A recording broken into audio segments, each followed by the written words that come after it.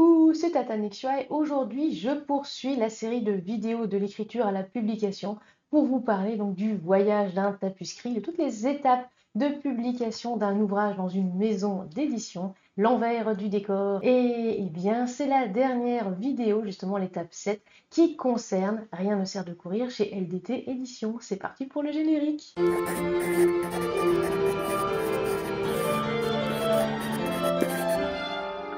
Pour ne louper aucune vidéo, abonnez-vous et activez la cloche. Récap des étapes, oui, on va tout de même justement un petit peu revoir, sans rentrer dans les détails évidemment, de toutes les étapes pour Rien ne sert de courir. Je vous rappelle, la toute première vidéo, on parlait de l'écriture, et en plus ça n'avait pas du tout le même titre, et ça date, hein, parce que tout ça, ça date de 2017. Ouh, ça commence un petit peu à dater. Puis des soumissions, des contrats, des comités de lecture, et des corrections éditoriales, des corrections orthographiques, grammaticales, de conjugaison, le maquettage, etc., etc., etc. Et là, eh bien, on arrive à la dernière étape, l'étape que j'appelle, on va dire, après la sortie, l'étape communication, l'étape aussi, parce qu'on fait des précommandes, etc. C'est l'ultime étape. Bref, donc oui, l'étape 7, pour Rien ne sert de courir. Après, c'est un petit peu dommage, à l'heure à laquelle je tourne cette vidéo, je n'ai toujours pas reçu les ouvrages via l'imprimeur qui a eu du retard. Je pense qu'on ne peut pas forcément bien remercier ce qui s'est passé entre le mois de juin et le mois de juillet. Ouais, les imprimeurs et tout, bah, ils ont eu du retard sur pas mal de commandes. Bien sûr, ça nous a affecté aussi, mais ne vous inquiétez pas, il y a toujours une solution. Et oui, il y a une solution qu'un ami a fait pour moi, mais j'ai pu récupérer un bouquin. Donc c'est pas mal parce que je pourrais tout de même vous le présenter. En attendant, c'est parti pour les précommandes. Et oui, on reparle un petit peu de ces précommandes puisque maintenant, je le sais, au total, j'ai eu 21 précommandes. Et vu que je vous l'avais quand même dit, j'avais dit que je filmerais tout de même la réception. Alors vu que les livres, je les ai pas encore, j'ai pas pu filmer la réception des ouvrages. Enfin, si ça se trouve, je vais les recevoir entre-temps, donc peut-être qu'au montage, ce sera ajouté ou pas. En tout cas, je ferai de toute façon une vidéo. Je la posterai au pire sur Insta et je mettrai peut-être un petit lien dans la communauté, la YouTube, pour que vous puissiez effectivement y avoir accès. Et je voulais aussi vous remercier parce que quand j'ai écrit le script de cette vidéo, vous étiez encore 9K d'abonnés. Entre-temps, eh bien, ça a augmenté puisque maintenant, nous sommes 10K. Voilà, je dis bien nous en plus parce que voilà, nous sommes des tardigrades. Vous êtes tous effectivement invités dans le super vaisseau spatial. Donc déjà, merci vraiment beaucoup, 10K d'abonnés. On verra la semaine prochaine puisque je parlerai un petit peu effectivement du bilan des objectifs de la chaîne, comme à chaque fois, puisque ça va être les 5 ans de la chaîne bientôt. Mais j'avoue que ça m'a fait un petit peu bizarre. Oui, je suis en train de me ventiler, je suis en train un petit peu de me faire de l'air avec un certain marque-page. Ne vous inquiétez pas, il n'y a rien. Bref, j'ai en tout cas filmé la réception des marque-pages, donc je vous laisse avec par exemple une petite musique d'ambiance et l'ouverture et la découverte des marque-pages. C'est parti.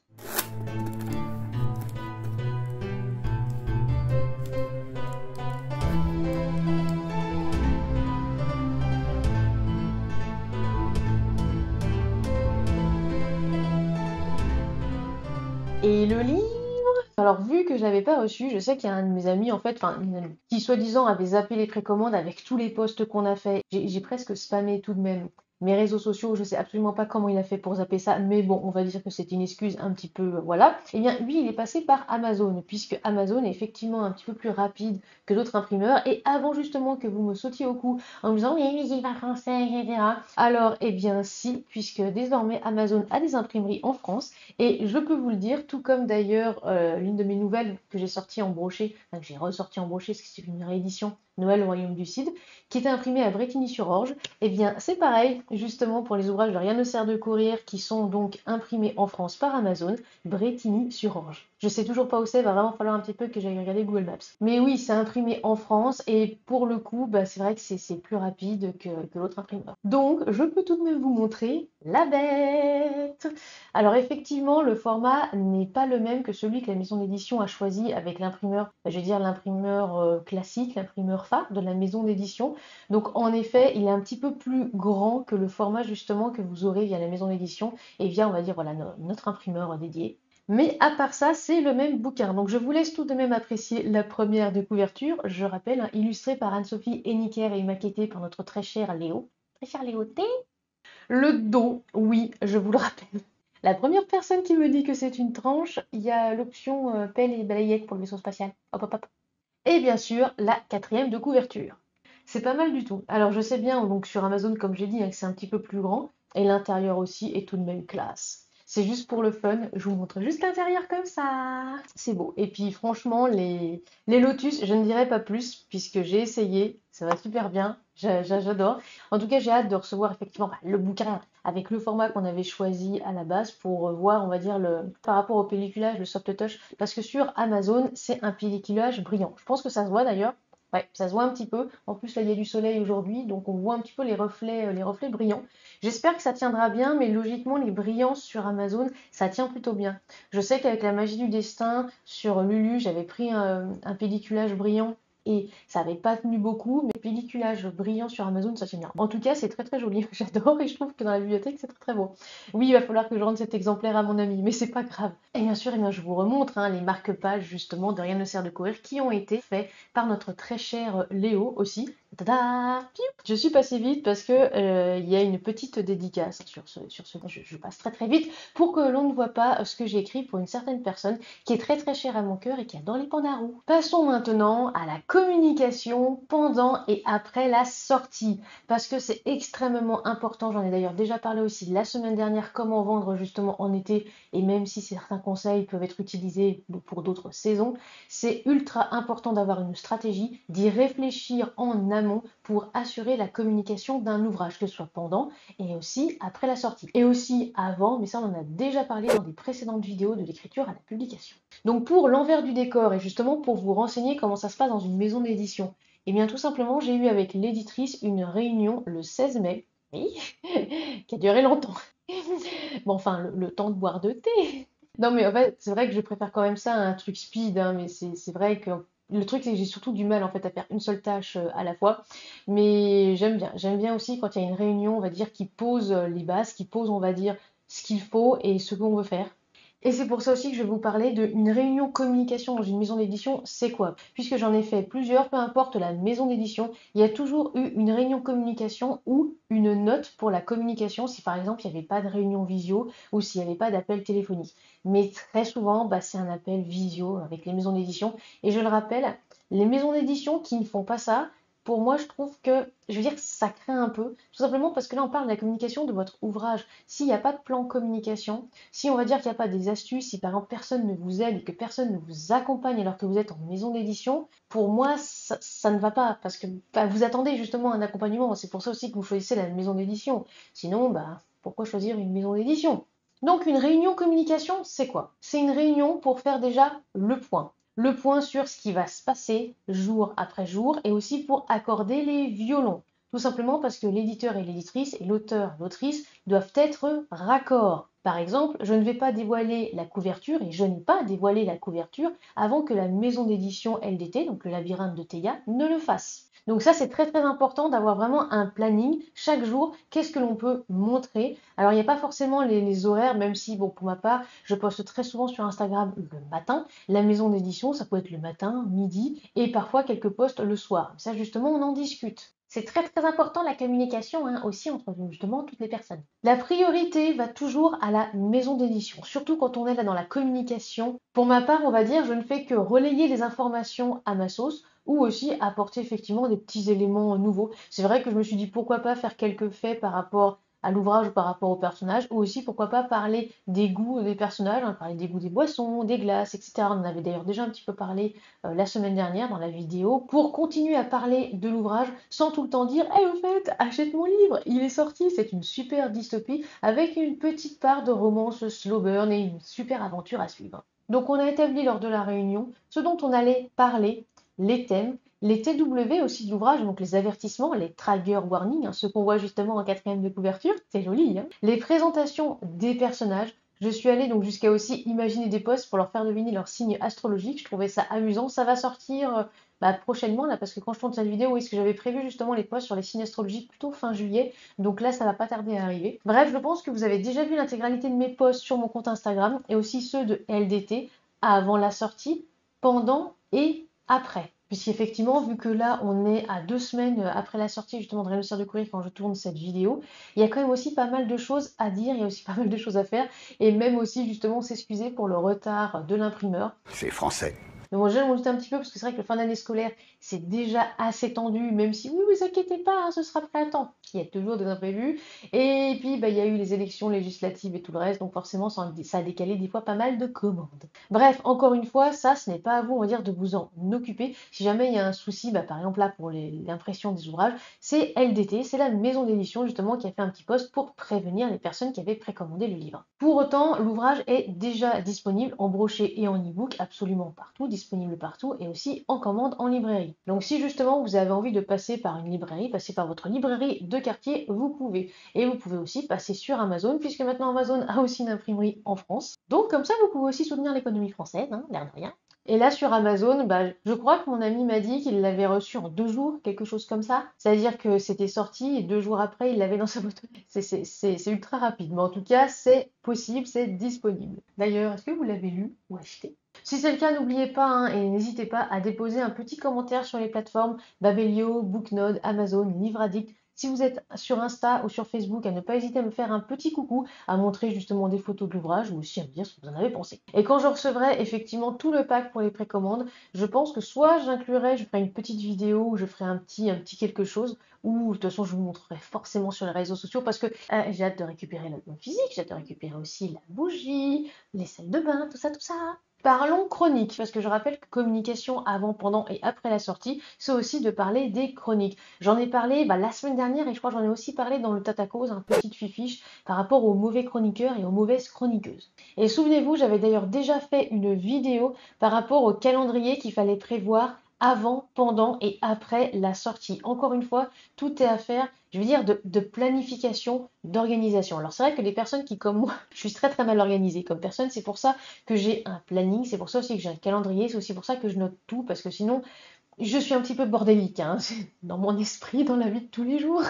Quand il y a des chroniques qui tombent, à relayer ou pas, ça va dépendre effectivement de votre point de vue, de l'opinion justement que vous allez vous en faire. Personnellement, tant que la critique est constructive, c'est-à-dire qu'elle n'attaque pas l'auteur ou l'autrice, qu'elle ne comporte pas d'injures et de préjugés, et ben, qu'on comprend aussi que la personne a lu l'ouvrage, hein, que voilà, on se dit, ok, la personne elle a lu, elle a pu ne pas aimer, mais en tout cas elle a lu, it's ok, c'est bon, je partage. Si, comme je l'ai déjà dit hein, la semaine dernière et la semaine encore d'avant, si pour le coup, voilà, c'est juste pour dire le livre est nul, ça n'apporte rien à la littérature française, oh là là, mais comment ça se fait qu'un tel ouvrage ait pu être édité? C'est comme ça, il y en a justement, c'est soit par jalousie, soit par ennui, parce qu'ils et elle ne savent pas quoi faire.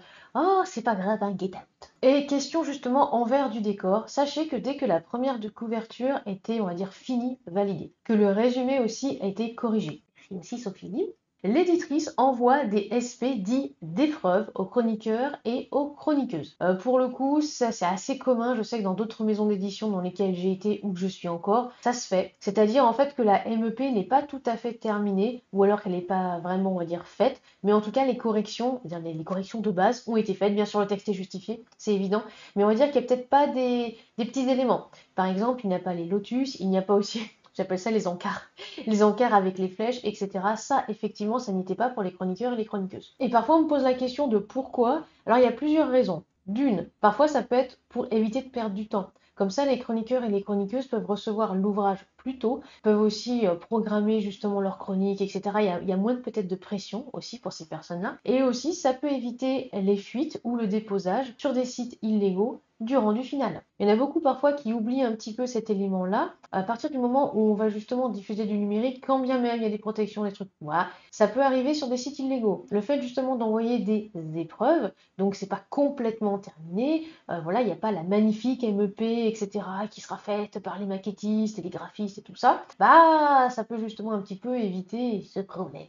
Et puis comme ça garde aussi un petit peu la surprise. Il y a peut-être des chroniqueurs et des chroniqueuses qui vont se dire ah ouais mais en fait ça se trouve c'est super joli et qui l'achèteront. Je sais qu'il y en a pas mal qui critiquent ce principe hein, d'envoyer des épreuves, etc. Je sais. J'ai déjà reçu certains témoignages par rapport à ça. Ouais, mais c'est nul, c'est mal considéré par rapport à certains chroniqueurs et certaines chroniqueuses. Pour ma part, je sais qu'il y a de très très grandes maisons d'édition aussi qui le font. Donc, est-ce que c'est bien ou pas? Je ne sais pas. En tout cas, c'est pratique, j'ai l'impression, pour les deux côtés. Et je préfère ça à avoir mon ouvrage directement, alors avant sa sortie, hein, du coup, parce que forcément, vu qu'on envoie avant la sortie, je préfère ça. Et quitte à ce que mon bouquin voilà, se retrouve des fois sur des sites illégaux avant la sortie, qu'il n'y ait pas la MEP finale. Parce que comme ça, les personnes qui veulent vraiment la MEP finale, faudra l'acheter. Après oui, je sais qu'avec la MEP finale, ça se retrouvera peut-être sur un site de téléchargement illégal, mais j'y veillerai et j'essaierai d'en faire la chasse. Après, j'ai reçu aussi un témoignage. Pour le coup, il y a une chroniqueuse qui m'a dit que comme ça, elle pouvait se concentrer sur l'histoire et rien que l'histoire, et ne pas être distraite par des petits éléments, des petits décors. Car oui, il n'y aura aucune modification sur l'histoire à ce niveau-là. Alors, je ne vais pas redire justement ce que j'ai reçu. En tout cas, je vais juste reparler pour les personnes peut-être aussi qui n'ont pas écouté le Tatacause de la chronique de Mana traverse les pages, un conte du coup que je recommande. Vraiment, je vais juste vous lire, comme toujours, un petit peu son post, un tout petit extrait. Ne vous inquiétez pas, il y a le lien en description et il n'y a pas non plus de spoiler. Grosse surprise pour ce récit que je n'attendais pas aussi profond. Je m'explique, si avec le plot de base on peut s'attendre aux ficelles courantes des titres de SSFF Young Adult avec de la romance, le plus important ici, c'est ce qu'il se passe dans la tête des personnages. Morgane incarne bien cette female rage qui veut pouvoir faire comme tout le monde mais est contrainte par la société. Cette colère, elle va être de plus en plus ciblée et réfléchie au contact des autres personnages qui vont faire évoluer son regard. Quant à Mathieu, dans la vraie vie, je vais m'arrêter là pour la citation, allez découvrir justement la suite sur son compte. Mais je suis complètement d'accord. Après, j'attends beaucoup le retour de Pomrock et de Sunred26. Si ça se trouve, entre le temps que je tourne cette vidéo, ce sera d'ailleurs justement posté. Je sais, c'est un petit peu le souci quand les vidéos sont tournées en amont, mais par rapport au montage, je ne peux pas tourner la vidéo la veille pour le lendemain. Mais il y en a d'autres effectivement qui arriveront, et je sais que c'est l'été, donc je sais que c'est un petit peu un creux pour pas mal de personnes, et ça reviendra de toute manière en septembre. Place justement au cœur de cette vidéo pour cette étape, à savoir l'interview de l'éditrice Tatiana Ramazzotti. Et oui, oui, oui, oui.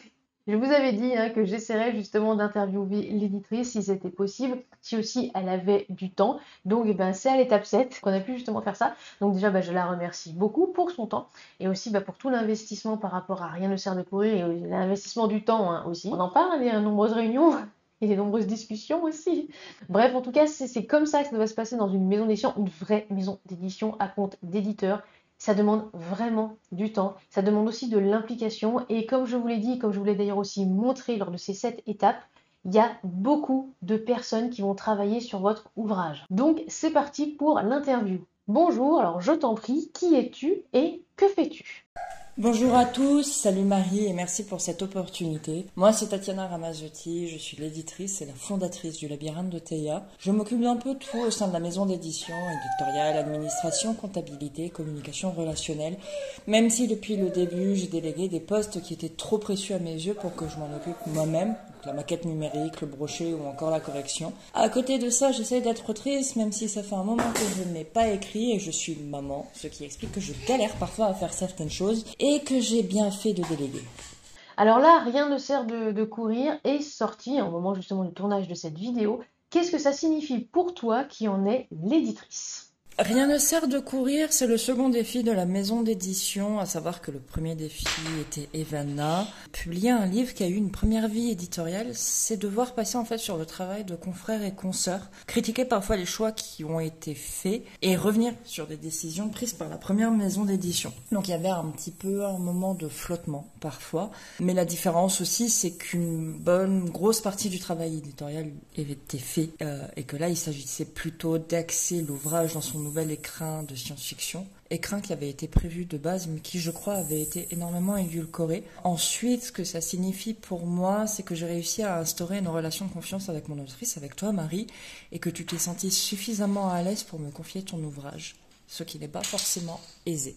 Quel ou quel axe de communication tu vas faire pour cet ouvrage? Est-ce que ça a été différent parce qu'il a déjà eu une vie? Je traite les ouvrages de la même façon. Nous avons une ligne de route établie pour la communication qui avait été faite par Elodie, notre chargée de communication à l'époque où nous travaillions ensemble. D'ailleurs, j'en profite pour la remercier. Elle m'a été vraiment très précieuse pendant toute la période déjà de lancement de la maison d'édition.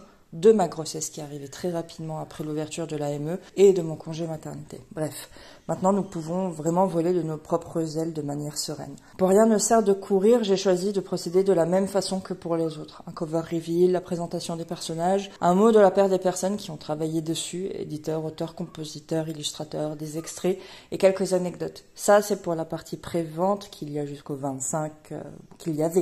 25 juin en fonction de la date de sortie de cette vidéo. Puisqu'il y a ensuite, bien sûr, toute la période de promotion qui s'ensuit après la sortie du livre. T'es intrigué à vos questions. Pour Rien ne sert de courir, qu'as-tu apprécié ou au contraire déprécié complètement? Tu as aussi le droit de dire que c'était nul. Oui, j'ai écrit ça dans les questions, mais c'est mon syndrome de l'impostrice là. Au bout d'un moment, ça va le faire, mais voilà, j'ai un petit peu du mal. C'est comme les 10K abonnés, j'ai un petit peu du mal. Allez, c'est parti. J'ai toujours eu du mal avec les scènes érotiques, qu'elles soient soft, qu'elles soient vraiment plus soutenues, ou même juste qu'elles soient suggérées. J'ai jamais été trop certaine de savoir comment les travailler. Malgré tout, le fait que ça soit soft chez toi, ça a été franchement plutôt cool, et t'as été très patiente. Ce qui a été drôle, c'est que du coup, c'est toi qui m'a appris un petit peu à travailler dessus, de par ton expérience chez Addictive Edition. Du coup, c'était plutôt chouette. Mais ce que j'apprécie surtout, c'est comme pour les autres en fait, c'est la confiance que vous m'accordez et donc du coup la facilité que j'ai à travailler sur vos textes. Notre collaboration en tant qu'autrice et éditrice pour le coup a été et en fait super agréable, facile à vivre.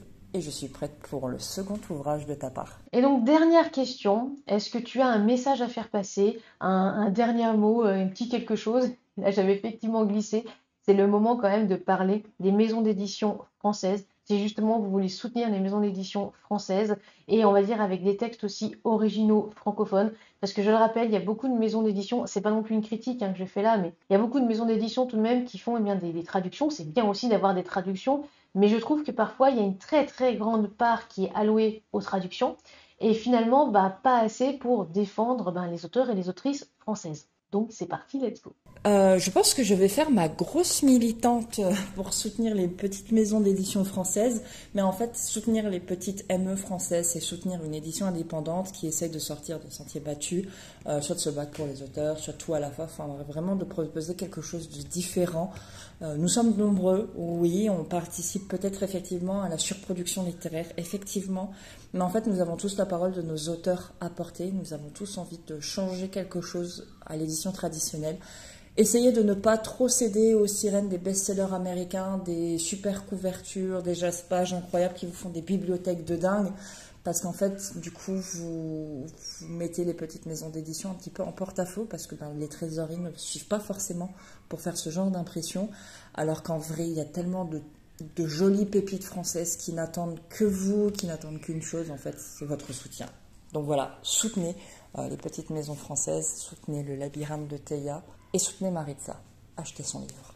Alors bon, c'est fini justement pour l'interview de l'éditrice Tatiana Ramazzotti, donc éditrice chez LDT Éditions. Je le rappelle encore une fois, parce qu'il y en a encore beaucoup qui confondent, je ne suis que directrice éditoriale. Je suis la personne qui accompagne les auteurs et les autrices pour les corrections éditoriales. Je suis celle justement qui met des petits commentaires en marge et qui va faire des BL niveau éditorial. Ce n'est pas moi qui suis éditrice, ce n'est pas moi effectivement qui fait les résumés, même si je peux un petit peu aider, je peux un petit peu, on va dire, mettre mon grain de sel. Je peux, on va dire, aider effectivement dans la conception de l'ouvrage dans le sens général. Mais attention, c'est pas du tout moi l'éditrice, c'est pas du tout moi non plus qui ai le dernier mot. Sauf pour rien ne sert de courir parce que j'étais autrice. Donc forcément, j'avais effectivement mon mot à dire. Il fallait effectivement aussi respecter ce que je désirais. Mais sinon, quand je suis directrice éditoriale, je ne suis pas du tout éditrice.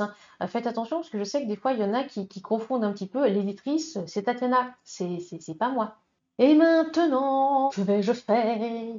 Je vais arrêter parce que là, je pense qu'il va pleuvoir. L'air de rien, ce serait peut-être bien parce que là, à Lyon, on commence un petit peu à avoir chaud. Est-ce que l'on va se tourner les pouces? Non. D'accord, l'ouvrage est sorti. Et là, il me reste 15 jours avant mes vacances quand je tourne justement cette vidéo parce que je vous rappelle, après, il y aura une complète déconnexion, ce que je fais tous les ans pendant justement un mois. Plus rien du tout, je ne serai plus sur aucun réseau. Je ne répondrai absolument plus à aucun mail, à rien du tout. C'est comme si je disparaissais. En fait, de toute façon, c'est un petit peu le cas parce que j'aime bien justement reprendre la formule. Tous les ans, voilà, dès le 31 juillet à peu près vers 18h01, allez, peut-être 21h, le temps que j'aille de douter. Oui, je suis comme les poules, je vais me coucher très tôt. Je serai en vacances, effectivement, à partir de ce moment-là, dans mon vaisseau spatial. Oui, ça y est, le vaisseau spatial va décoller et sera un petit peu en orbite autour de la Terre pendant un petit mois et après j'atterrirai de nouveau le 1er septembre. Et je continuerai la communication sur Rien ne sert de courir, je reprendrai en septembre parce que forcément là je vais faire pas mal de posts en juillet, il y aura la coupure au mois d'août, je reprendrai un petit peu en septembre et je continuerai. C'est vrai qu'en plus Léa pour l'été, il fallait que je parle aussi d'un autre ouvrage, Love on the Road ou My Enemy My Lover en numérique, le 4 mains chez Addictive Edition, parce que ça parle de l'été aussi. Donc pour Rien ne sert de courir, on est sur le printemps, on est plutôt sur le printemps-été. Et pour Love on the Road, c'est complètement un road trip qui se passe l'été. Je vous remets justement le petit lien Amazon de tous mes livres, tous les livres justement de Maritza, si vous avez envie de les découvrir. Alors là, j'ai mis un lien évidemment via Amazon. Ils ne sont pas forcément que sur Amazon, c'est parce que là, ce que j'aime bien, c'est que ça me fait une liste. Enfin bref, il y a peut-être des petites choses après ma déconnexion là en août qui changeront pour la rentrée, mais ça j'en parlerai plus dans la vidéo de la semaine prochaine. C'est vrai que je ne serai peut-être plus disponible les dimedis, donc à savoir les dimanches chez les tardigrades, sauf pour mon live travail, évidemment sur Twitch, parce que je pense que je vais essayer de prendre une demi-journée, parce que le dimanche matin,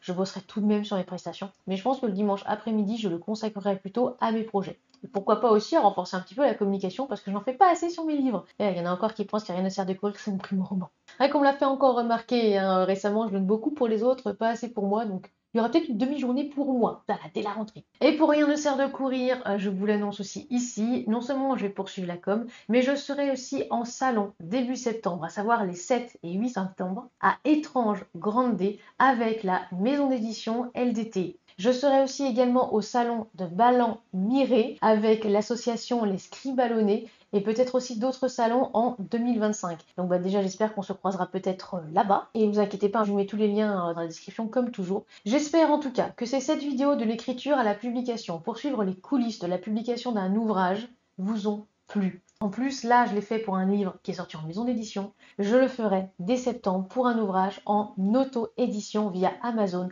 pour vous montrer toutes les étapes et pour vous montrer aussi ce que vous pouvez faire, ce que vous ne pouvez pas faire et aussi ce qu'il faut faire. Il y a des sujets qui ont été plus likés et commentés que d'autres, ça se voit avec les vues des directs, mais ça m'aide aussi à savoir sur quoi je vais insister. Et bien pour le prochain, du coup, qui va passer à la moulinette, à savoir le recueil horrifique de nouvelles. Et puisque je suis transparente comme toujours, vous saurez tout, même combien ça m'a coûté tout ça.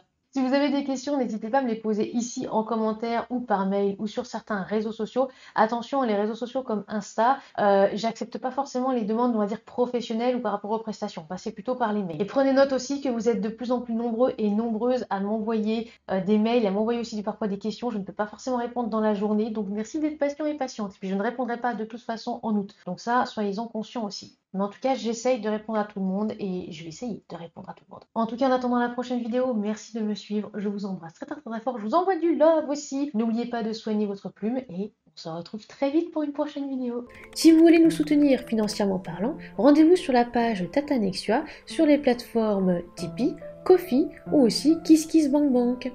N'oubliez pas de vous abonner, de lâcher un like, un commentaire et de partager cette vidéo, cela nous fera très plaisir et ça nous aide au niveau algorithme. A très bientôt et soignez votre plume.